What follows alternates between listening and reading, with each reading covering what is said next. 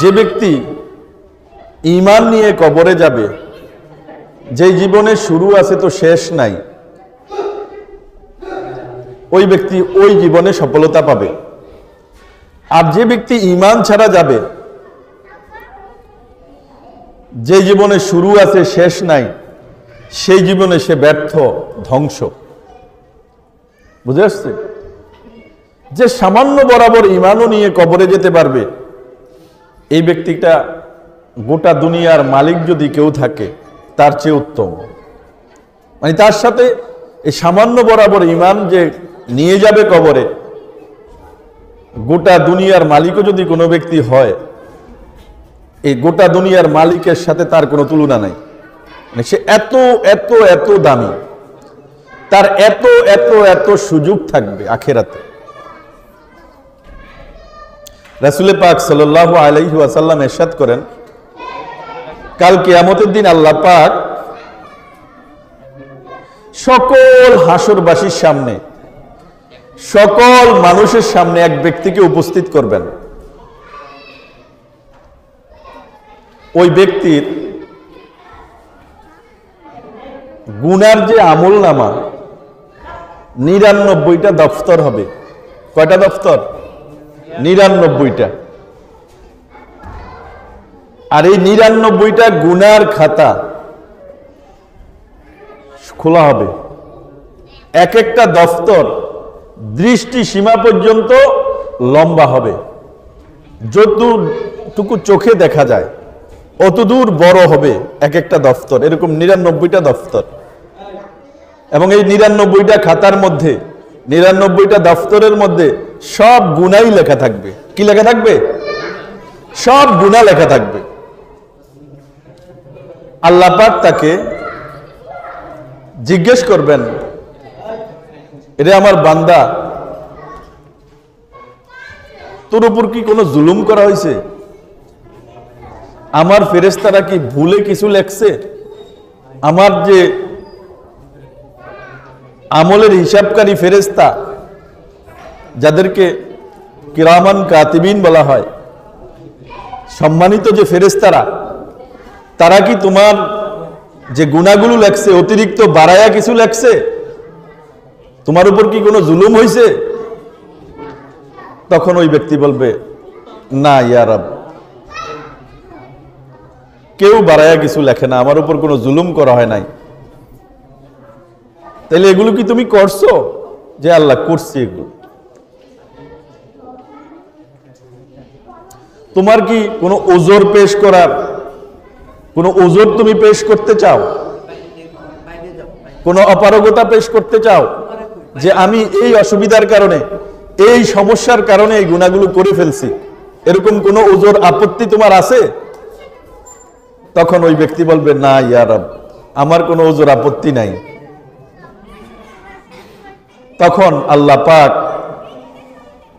ওই ব্যক্তিকে লক্ষ্য করে বলবেন যে আজ তোমার উপর কোনো জুলুম করা হবে না, কোনো অত্যাচার করা হবে না। তোমার একটা নেকি আমার কাছে সংরক্ষিত আছে। কয়টা নেকি? একটা নেকি। তখন আল্লাহ পাক একটা কাগজের টুকরার মধ্যে আশহাদু আল্লা ইলাহা ইল্লাল্লাহু ওয়া আশহাদু আন্না মুহাম্মাদান আবদুহু ওয়া রাসূলুহু, এই বাক্যটা লেখা একটা কাগজ বের করবেন এবং তাকে আল্লাহ পাক বলবেন, যাও তোমার আমলের ওজন দেখার জন্য যাও। তখন ওই ব্যক্তি বলবে যে এত বড় বড় দফতর, এত বড় বড় খাতা, ৯৯টা দফতর ভর্তি গুনাহ, এই একটা মাত্র কাগজের টুকরা, এগুলোর মোকাবেলায় কি হবে? আল্লাহ পাক বলবেন, যাও তোমার আমলের ওজন দেখার জন্য যাও, আজ তোমার উপর কোনো জুলুম করা হবে না। তোমার উপর কি করা হবে না? কোনো জুলুম করা হবে না। তখন ওই ৯৯টা দফতর পাল্লার একটা পালির মধ্যে রাখা হবে, আর ওই কাগজের টুকরা, যে কাগজের টুকরার মধ্যে আশহাদু আল্লা ইলাহা ইল্লাল্লাহু ওয়া আশহাদু আন্না মুহাম্মাদান আবদুহু ওয়া রাসূলুহু, সেটা এক পালির মধ্যে রাখা হবে। রাখার সাথে সাথে 99 দফতরওয়ালা পালিটা উপরে উঠে যাবে, হালকা হয়ে যাবে, এবং একটা কাগজের মধ্যে যে আশহাদু আল্লা ইলাহা ইল্লাল্লাহু ওয়া আশহাদু আন্না মুহাম্মাদান আবদুহু ওয়া রাসূলুহু লেখা সেটা ভারী হয়ে যাবে, এটা নিচে নেমে যাবে।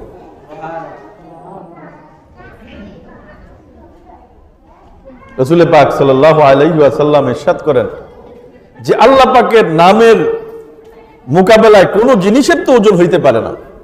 এটা তো আল্লাহ পাকের নাম। এখানে বাস্তবিকই আল্লাহ পাকের নামের ওজন অত্যন্ত বেশি, খুব বেশি, ঠিক কিনা?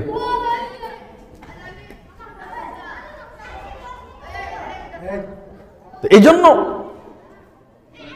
যে এই কথার বিশ্বাস করে কবরে যাবে,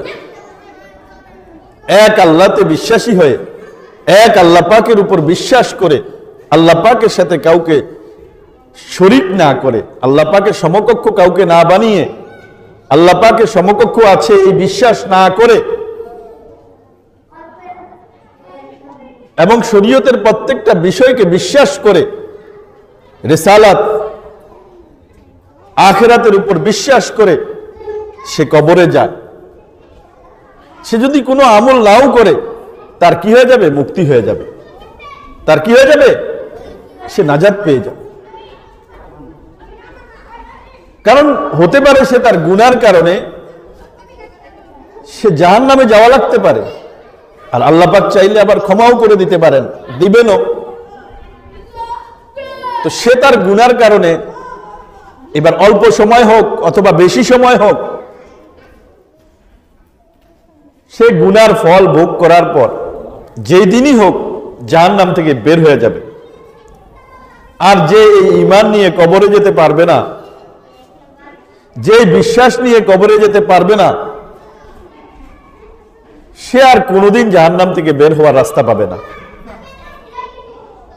রাসূল পাক সাল্লাল্লাহু আলাইহি ওয়াসাল্লাম ইরশাদ করেন, জাহান্নামীদেরকে যখন জাহান্নামে দিয়ে দেওয়া হবে, কোথায়? জাহান্নামে। জাহান্নামীদেরকে যখন জাহান্নামে দিয়ে দেওয়া হবে, তখন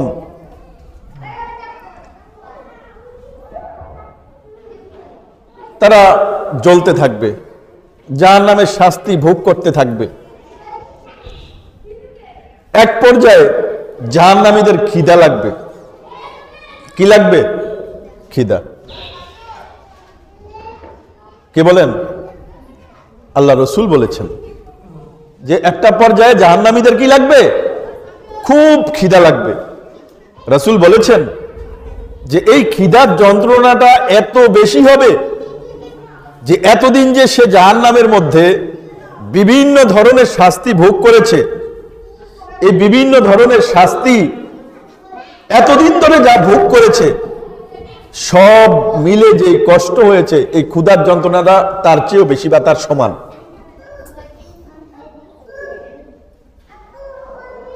ক্ষুধার যন্ত্রণাটা এত বেশি হবে।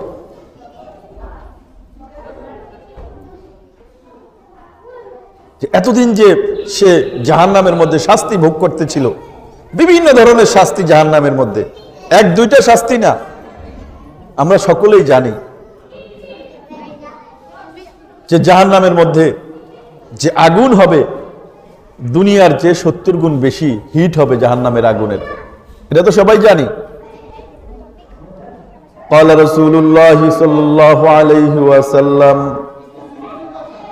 اوقد على النار 1000 سنة حتى احمرت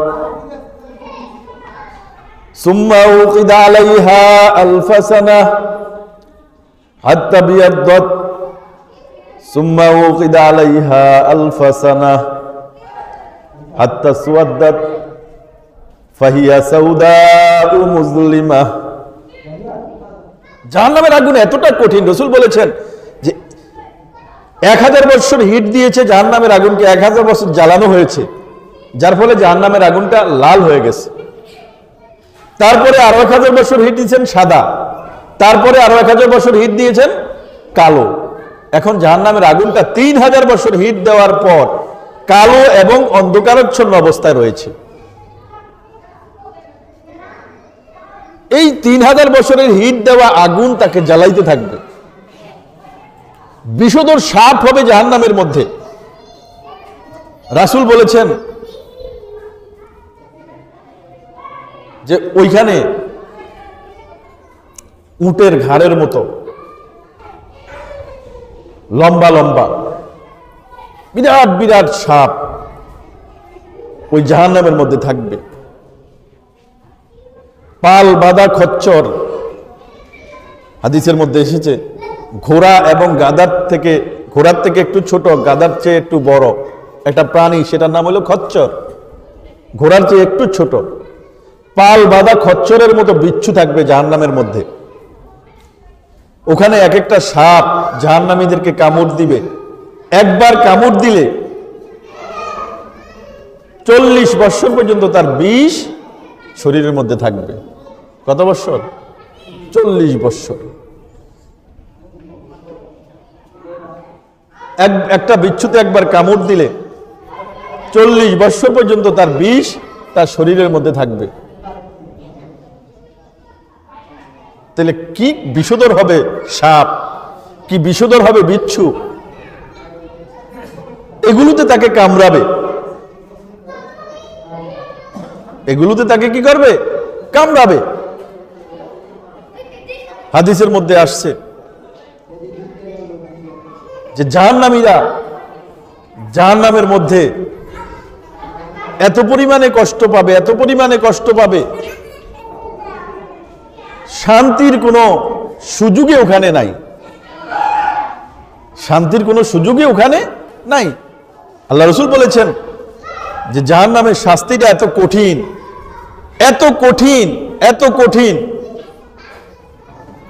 যে দুনিয়ার সবচাইতে সুখী মানুষটাকে যদি একবার জাহান্নামের মধ্যে ডুব দেওয়ানো হয়, ডুব দিয়া যদি বের করে নিয়ে আসা হয়, সে তার গোটা জীবনের সব সুখ ভুলে যাবে এক মুহূর্ত জাহান্নামে ঢোকার কারণে। তো এত কঠিন শাস্তি জাহান্নামের মধ্যে সে ভোগ করতে থাকবে। তো যখন তার ক্ষুধা লাগবে, এই ক্ষুধাটা আল্লাহ রাসূল বলেন যে এতদিন যে সে জাহান্নামের শাস্তি ভোগ করতেছে, এতদিন যে সে কষ্ট পাইতেছিল জাহান্নামের শাস্তি দ্বারা, এই খিদার যন্ত্রণাটা ওই সমস্ত শাস্তির সমান হবে। এর ফলে সে খাবার চাইবে। জাহান্নামীরা কি চাইবে? খাবার চাইবে। খাবার চাইলে কি তাদেরকে খাবার দেওয়া হবে? জাহান্নামের মধ্যে তো খাবার পাওয়ার জায়গা না, এটা তো শাস্তির জায়গা। যখন জাহান্নামীরা এই ক্ষুধার তাড়নায় খাবার চাইবে, তখন আল্লাহ পাক তাদেরকে দারিয়ে নামক এক জাতীয় খাবার, দুর্গন্ধময় কাঁটাযুক্ত এক জাতীয় খাবার তাদেরকে দেওয়া হবে। ক্ষুধার তাড়নায় তারা খাবে। এই দারিয়ে নামক খাবার খাওয়ার ফলেও না তাদের পেট ভরবে, না তারা তৃপ্তি পাবে, আবার খাবার চাইবে। এই দ্বিতীয়বার খাবার চাইবে। প্রথমবার যে দাড়ি যে দেওয়া হয়েছে, এটা দ্বারা তাদের পেটও ভরবে না, তৃপ্তিও হবে না, এটা অখাদ্য, এটা শাস্তির জন্য তাদেরকে দেওয়া হয়েছে। দ্বিতীয়বার খাবার যখন চাইবে, তখন তাদেরকে কাঁটাযুক্ত ফল দেওয়া হবে। এই ফল যখন তারা খিদার যন্ত্রণায় খাবে, গলার মধ্যে আটকায়া পড়বে। কি হবে? গলার মধ্যে আটকায়া যাবে। গলার মধ্যে যখন আটকাবে, তখন তাদের ওই দুনিয়ার কথাটা স্মরণ হবে। কোন কথা? দুনিয়ার কথা স্মরণ হবে। যে দুনিয়াতে যদি কোনো খাবার গলার মধ্যে আটকাইত, তখন কিসের দ্বারা? পানির মাধ্যমে গলার থেকে নামানো হয়। তখন সে পানি চাইবে। আর এই পানি যখন সে চাইবে, তখন তাকে আরেক জাতীয় অখাদ্য, আরেক জাতীয় শাস্তিদায়ক জিনিস তাকে দেওয়া হবে। সেটা হলো জাহান্নামীদের রক্ত, পুঁজ, ওই লোহার কড়া দিয়ে উঠাইয়া বালতির মধ্যে করে তাকে খাইতে দেওয়া হবে। তো তার গলার মধ্যে যেহেতু খাবার আটকায়া যাবে, সেটা নামানোর জন্য এই দুর্গন্ধময় রক্ত, পুঁজ, গরম, যেটা তার খাইতে মন চাইবে না, হাদিসের মধ্যে এসেছে তার খাওয়ার মন চাইবে না, মুখের কাছে নিবে, এটার গরমে চেহারা ভাজা পোড়া হয়ে যাবে, মাথার চামড়া খৈসা খৈসা ওই রক্ত পুঁজের মধ্যে পড়বে।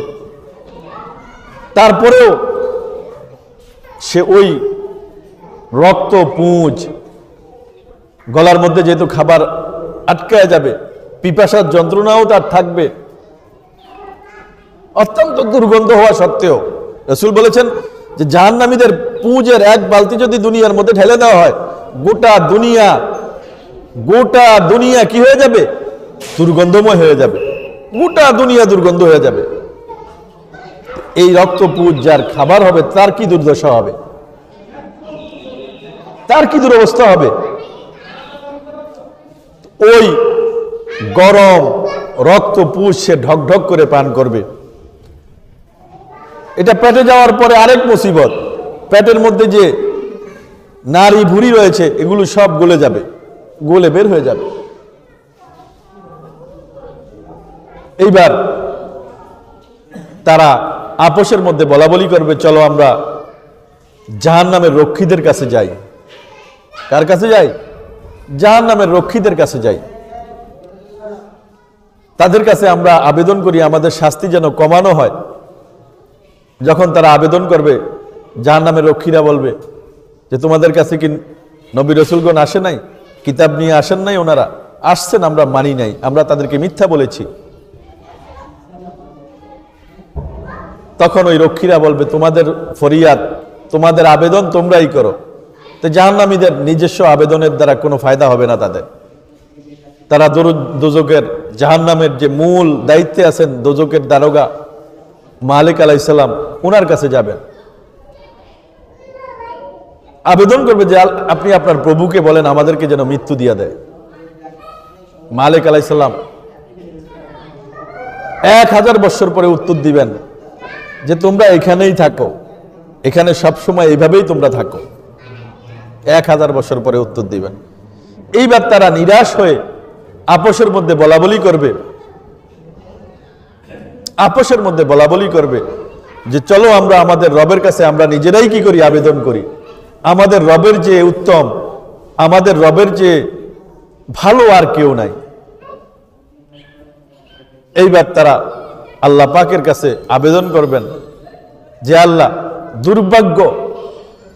দুর্ভাগ্য আমাদের উপর প্রবল হয়ে গেছিল, দুর্ভাগ্য আমাদের উপর প্রবল হয়ে গেছে, আমরা গোমরা, আমরা গুনাহগার কওমে পরিণত হয়েছি। আল্লাহ আমাদেরকে একটু দুনিয়াতে পাঠান। রব্বানা আবসরনা ওয়া সামি'না, রব্বানা আবসরনা ওয়া সামি'না ফারজি'না না'মাল সালিহা। যে আল্লাহ, আপনার ওয়াদা, আখিরাতের বিষয়গুলো আমরা চোখে দেখেছি, কানে শুনেছি, আপনি যা যা বলেছেন সব ঘটেছে। হাসরের ময়দানের ভয়াবহতা, বিচার, হিসাব কিতাব, ফুলসেরাত, জাহান্নাম, জাহান্নামের শাস্তি সব দেখছি আল্লাহ। রব্বানা আবসরনা ওয়া সামি'না ফারজি'না না'মাল সালিহা। আমাদেরকে দুনিয়াতে আরেকবারের জন্য একটু পাঠান, নেক আমল নিয়ে আসবো। ইন্না মুকিনুন, আমাদের বিশ্বাস হয়েছে। তারা আল্লাহ পাকের কাছে আবেদন করবে যে আল্লাহ আমাদেরকে দুনিয়াতে একটু পাঠান। আল্লাহ পাক বলবেন না না, দুনিয়াতে তোমাদেরকে আর পাঠাবো না। আল্লাহ দুনিয়াতে পাঠানোর পরে যদি আমরা আবারও গুনাহ করে আসি, তাহলে আমরাই নিজেদের উপর অত্যাচার করলাম। আল্লাহ পাঠান আমাদেরকে। আল্লাহ বলবেন না, তোমরা এইভাবেই থাকো, এখানে দূর হও তোমরা হতভাগার দল, আমার সাথে এই ব্যাপারে আর কথা বলবে না। তখন এই জাহান্নামীরা জাহান্নামের মধ্যে বিকট আওয়াজে, কি আওয়াজে? বিকট আওয়াজে চিৎকার করতে থাকবে, কান্নাকাটি করতে থাকবে, হায়উতাশ করতে থাকবে এবং নিজেদেরকে ধিক্কার দিতে থাকবে। নিজেদেরকে কি দিতে থাকবে? ধিক্কার দিতে থাকবে। যে করলাম কি, কানবে। রাসূল পাক সাল্লাল্লাহু আলাইহি ওয়াসাল্লাম ইরশাদ করেন, দুনিয়ার মধ্যে আল্লাহ পাকের ভয়ে কান্না করো, কান্না না আসলে কান্নার ভান ধরো, কান্না না আসলে কি করো, কান্নার ভান ধরো, কান্না না আসলে কান্নার ভান ধরো। জাহান্নামের মধ্যে কাঁদতে হবে, জাহান্নামীরা জাহান্নামের মধ্যে কাঁদবে, এত পরিমাণে কাঁদবে যে চেহারার মধ্যে চোখের যে পানি হবে নালা বয়ে যাবে, ড্রেনের মতো ছুটবে, চেহারার মধ্যে ড্রেন হয়ে যাবে, চোখের পানি গড়গড় করে ড্রেনের মতো স্রোতের মতো প্রবাহিত হইতে থাকবে। এক পর্যায়ে চোখের পানি শেষ হয়ে যাবে, রক্ত বের হইতে থাকবে। নাউযুবিল্লাহি মিন যালিক, রক্ত বের হইতে থাকবে, যার ফলে চোখের মধ্যে বড় বড় গর্ত তৈরি হবে। রাসূল বলেছেন চোখের মধ্যে এত বড় বড় গর্ত হবে যে চাইলে এটার মধ্যে নৌকাও চালানো যাবে। চোখের গর্ত, চোখ আবার কত বড়, এটার মধ্যে নৌকা চালানো যাবে, এটা কেমন? আল্লাহ পাকের রাসূল বলেছেন জাহান্নামীদের শরীর হবে প্রকাণ্ড বড়, অনেক বড়। কত বড়? যে তার দাঁত হবে উহুদ পাহাড়ের সমান, তার রান হবে বাইজা পাহাড়ের সমান, তার বসা স্থান হবে 3 দিনের পথের দূরত্ব, কোন বর্ণনায় আছে মক্কা মদিনার মধ্যবর্তী স্থানের সমান। তার শরীরের চামড়া হবে 42 হাত মোটা, কোন হাদিসের মধ্যে আছে 70 হাত মোটা। এক কাঁধ থেকে আরেক কাঁধের দূরত্ব 3 দিনের পথের দূরত্ব। কানের লতি থেকে ঘাড় পর্যন্ত 700 বৎসরের রাস্তা। প্রকাণ্ড বড় হবে শরীর। তো ওই শরীরের মধ্যে যে চোখ থাকবে, এটা কি ছোট মোটো হবে নাকি চোখ? কান্নার ফলে চোখ দিয়ে ড্রেনের মতো পানি বের হবে, পানি শেষ হয়ে যাবে, রক্ত বের হবে, যার ফলে চোখের মধ্যে বড় বড় ক্ষতের সৃষ্টি হবে, গর্ত হয়ে যাবে। রাসূল বলেছেন যদি এটার মধ্যে নৌকা চালাইতে চায় কেউ, তাও চালাইতে পারবে, এত বড় গর্ত হবে চোখের মধ্যে। বিশ্বাস হয়? এই কঠিন শাস্তি যারা ঈমান আর আমল ছাড়া কবরে যাবে তাদের জন্য অপেক্ষা করতেছে। একটা আমল এমন রয়েছে, একটা আমল যে আমলটা কেউ নিয়ম অনুযায়ী রাসূল পাক সাল্লাল্লাহু আলাইহি ওয়াসাল্লামের হাদিসগুলো পর্যালোচনা করে বোঝা যায় যে কয়েকটা গুণের সহিত, কয়েকটা সিফাতের সহিত, কয়েকটা গুণের সহিত যে ব্যক্তি এই আমলটা করবে, কয়েকটা নিয়মের সহিত যে ব্যক্তি এই আমলটা করবে, এই আমলটার দ্বারা আল্লাহ পাক ওই বান্দার গুনাহ মাফ করবেন, ওই বান্দার শরীরের জন্য জাহান্নামের আগুনকে হারাম করে দিবেন এবং ওই বান্দাকে আল্লাহ পাক জান্নাত দান করবেন। একটা আমল। শুনতে চান আমলটা? সেটা হলো নামাজ। যে ব্যক্তি 5 ওয়াক্ত নামাজকে, আল্লাহ রাসূল বলেছেন 5 ওয়াক্ত নামাজ বান্দার উপর ফরজ করা হয়েছে, এই 5 ওয়াক্ত নামাজকে 4টা গুণের সহিত আদায় করবে। কয়টা গুণ?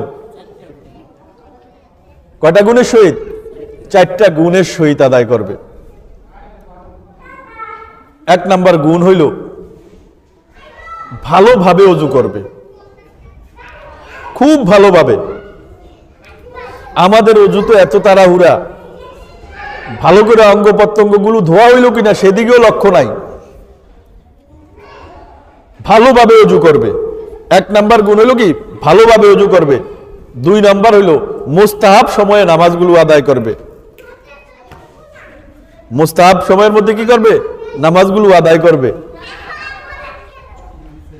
আর কি? 3 নাম্বার হইল রুকু সিজদা ধীর স্থির ভাবে আদায় করবে। রুকু সিজদা ধীর স্থির ভাবে আদায় করবে। 4র্থ গুণ হইল একাগ্রতার সহিত, মনোযোগের সহিত নামাজগুলোকে আদায় করবে। এই 4টা গুণ, এই 4টা নিয়মে যে ব্যক্তি 5 ওয়াক্ত নামাজ পড়বে আল্লাহ পাক তাকে বড় বড় 3টা পুরস্কার দিবেন। তার গুনাহগুলোকে মাফ করে দিবেন, তার শরীরের জন্য জাহান্নামের আগুনকে হারাম করে দিবেন, আল্লাহ পাক তাকে জান্নাত দান করবেন। কত বড় ফজিলত! হ্যাঁ, আর এই নামাজটা এমন জিনিস, কাল কিয়ামতের দিন নামাজের হিসাব হবে। আউয়ালু মা ইউহাসাবু বিহিল আবদু ইয়াউমাল কিয়ামাতিস সালাহ। কাল কিয়ামতের দিন সর্বপ্রথম নামাজেরই কি হবে? হিসাব হবে। ফাইন সালুয়াত সালুয়া সাইরু আমালি ওয়া ইন ফাসাদাত ফাসাদা সাইরু আমালি। যার নামাজ সঠিক বলে গণ্য হবে তার সকল আমল সঠিক বলে গণ্য হবে, যার নামাজ নষ্ট হবে তার সকল আমলগুলো নষ্ট বলেই গণ্য হবে। যার নামাজ ঠিক করতে পারবে না সে অন্য আমল ঠিক করতে পারবে না, এটাই স্বাভাবিক। কাল কিয়ামতের দিন ফরজ নামাজের হিসাব সর্বপ্রথমে হবে।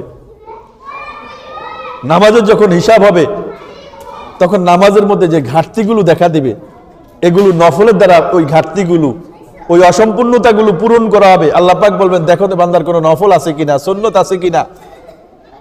যদি নফল সুন্নত তার থাকে ওই ফরজ নামাজের ঘাটতিগুলো ওই নফল এবং সুন্নতের দ্বারা কি করা হয়? পুরা করা হয়।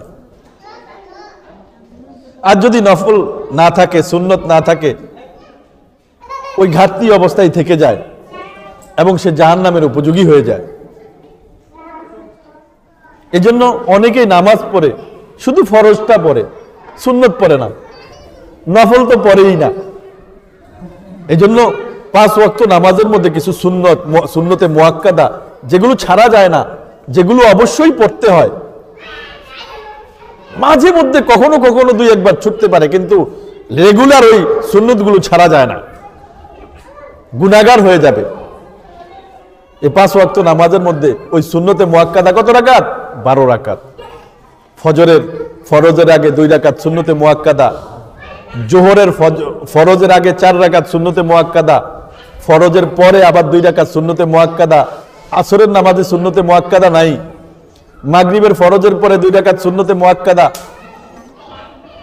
এশার ফরজের পরে আবার 2 রাকাত সুন্নতে মুআক্কাদা। এই হলো 12 রাকাত।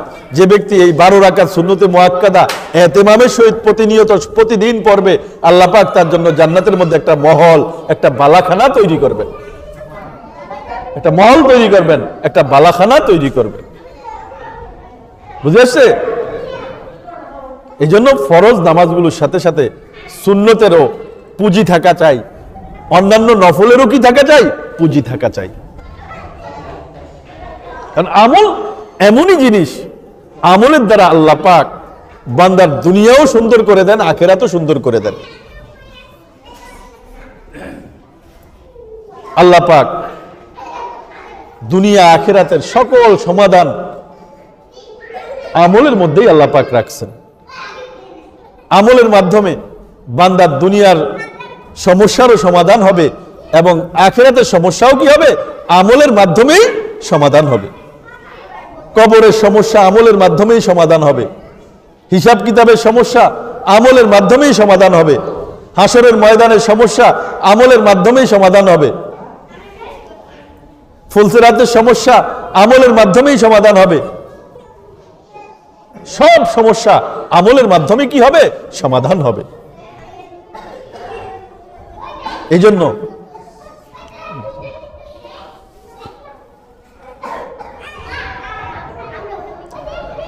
কি করবো? বন্ধ থাকবে আজানের পরে আবার, নাকি না শেষ করে দেব? 2 মিনিট। তো আমলের মাধ্যমেই দুনিয়ার সমস্যারও কি করতে হবে? সমাধান করতে হবে। পরকালীন জীবনের সমস্যারও সমাধান আমলের মাধ্যমেই করতে হবে। এই জন্য আমাদেরকে ওলামায়ে কেরামের সাথে সম্পর্ক রেখে তাদের কাছ থেকে আমলগুলো কি সেগুলো জানতে হবে এবং সেই অনুযায়ী নিজের জীবনকে গড়তে হবে। এতে করে দুনিয়ার জীবনও শান্তিময় হবে, পরকালীন জীবনও কি হবে? শান্তিময় হবে। আল্লাহ পাক আমাদেরকে আমল করার তৌফিক দান করেন।